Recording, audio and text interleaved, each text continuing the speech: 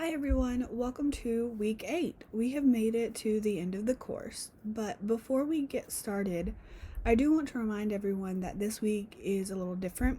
It will be shorter than the other modules you've completed so far. All assignments are due this Thursday, October 6th at 11:59 p.m. Don't worry though, you have completed most of the work for the final annotated bibliography assignment.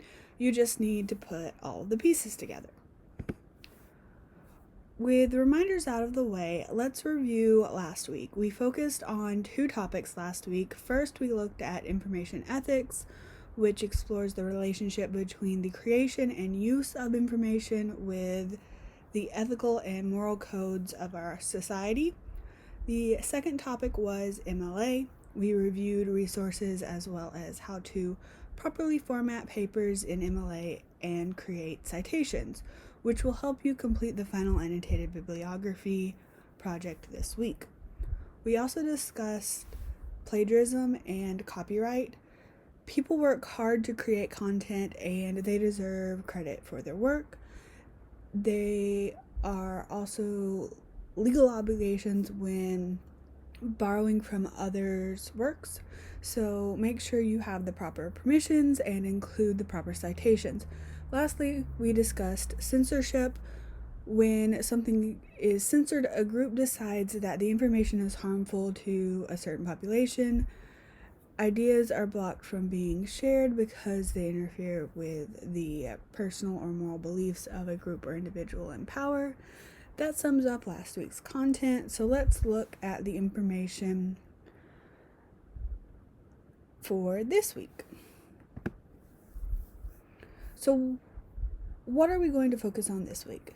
Simply how information literacy can be applied to different areas of your life, specifically how you think you can use what you've learned this semester in future classes and life outside of college. We went over the definition of information literacy in week 1, then worked to build our information literacy skills throughout the course. Quickly, I want to remind everyone of the definition that was provided in week 1. According to Skyline College, information literacy is the ability to find, evaluate, organize, use, and communicate information in all its various formats, most notably in situations requiring decision-making, problem-solving, or the acquisition of knowledge. It is a combination of research skills, critical thinking skills, computer technology skills, and communication skills. Information literacy is essential for academic success, effective functioning in the workplace, and participation in society as knowledgeable citizens. Think about how your information literacy skills have improved over this semester. Leave a comment in Perusall with your thoughts. With a review of InfoLit out of the way, let's think about how being information literate is important to college students based on everything we have learned this semester. Being information literate allows you to know how to navigate information both online and in print. With so much content being created, it's important to know where to go for that information. Google is not your only option, and academic databases can provide you with more in-depth research options. Speaking of which, being information literate also means knowing how and where to search for information.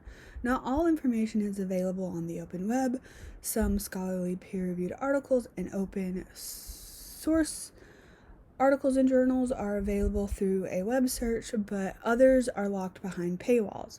Knowing how to access academic databases, how to search them using keywords and phrases, and how to limit your searching widens one's access to different types of information and sources.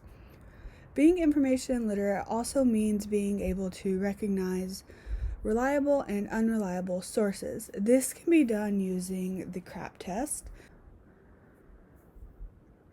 and keeping an eye out for misleading information. No one will catch every piece of false or misleading information that they come across, but using these tools can help individuals pick out reliable sources that can help answer their research questions.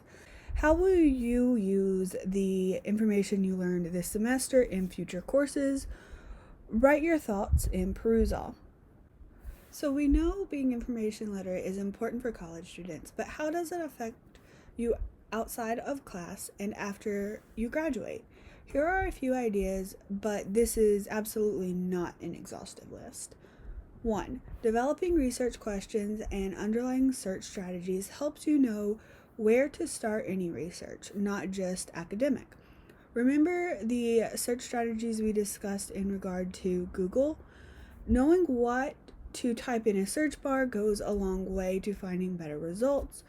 Also, thinking about the research process ahead of your research will give you an idea on how to structure your research. Research does not end with college. Your boss might ask you to research the best new software for your company to purchase. If you are a nurse, you might need to do research to help diagnose a patient. When buying a new car, you will want to search the web for reviews and other information. 2. With all of that being said, being information literate also helps you find information more easily and know where to look. Remember that I said earlier, Google is not your only option. You can go to your local library to research their collection. You can access academic databases, government websites, and so much more.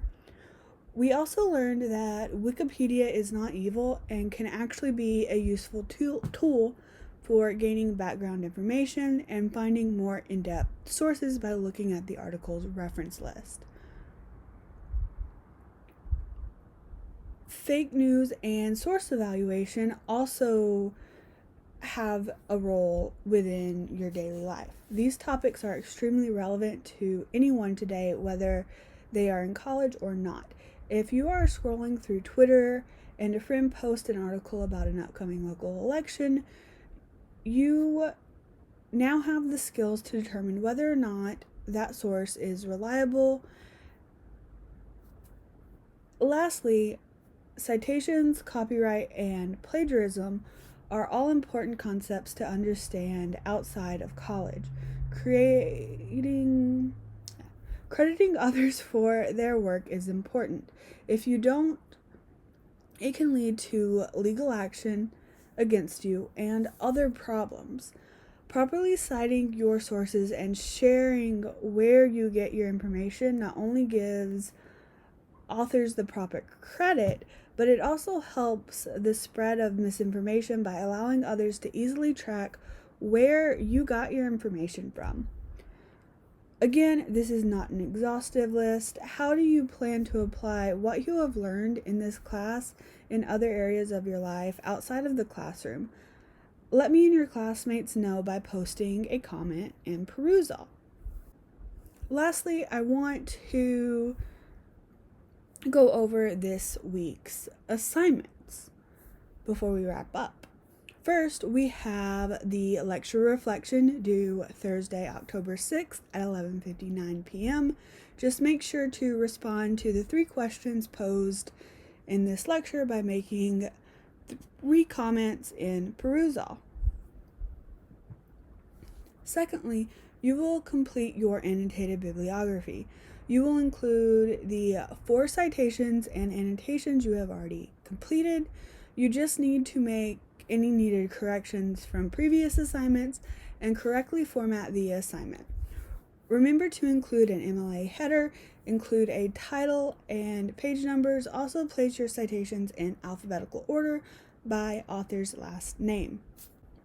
I'm also providing a second short video this week that shows you how to set up your annotated bibliography. Lastly, remember to fill out your course evaluation by October 9th. You should have received emails with the link to your course evals for first 8-week courses. I'm also providing the QR code to access the evals here in the PowerPoint if you want to use your phone to open the evaluation. I review the feedback at the end of the semester and use it to improve my course for the future. I appreciate all student feedback and want to thank you in advance for completing the evaluations. That wraps up the course. It has been a pleasure to teach each of you this semester. If I can help you moving forward, don't hesitate to reach out. If you have any questions about this week's assignments, please send me an email, stop by my office hours, or even just post your questions here in Perusall. Enjoy the rest of the semester.